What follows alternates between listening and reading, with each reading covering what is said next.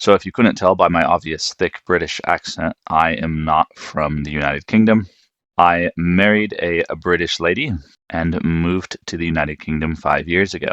Now, 5 years living in the UK under a spouse visa is very significant because when you hit 5 years is when you become eligible for something called indefinite leave to remain.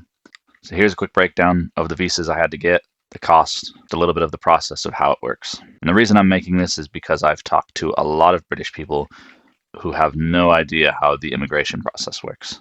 And I wouldn't expect them to. So there's a total of 3 visas you have to get when you're on the same route as me. I'm on what is called the 5-year route under the spouse visa. It's one of the family visas. There's also a 10-year route, which is much more expensive. So the first spouse visa I got was right after my wife and I got married. I had to go back to the US to apply. I had to do a mountain of paperwork, and my wife had to submit paperwork to sponsor me as well. We had to rely on her income in the first visa. On any of the visas after the first visa, you can rely on your combined income, but on the first visa, only the UK sponsor's income can count. The income requirement when I applied was £18,600 a year minimum. It is now 29,000, I believe. Someone can correct me if I'm wrong. The application fee was about £1,500. It was over £2,000 for the IHS charge. Now, the IHS charge is what you pay to be able to use the NHS while you are living in England. And that makes sense. That way people don't just abuse the NHS. It's also important to note that during this time as an immigrant, you have no access to public funds.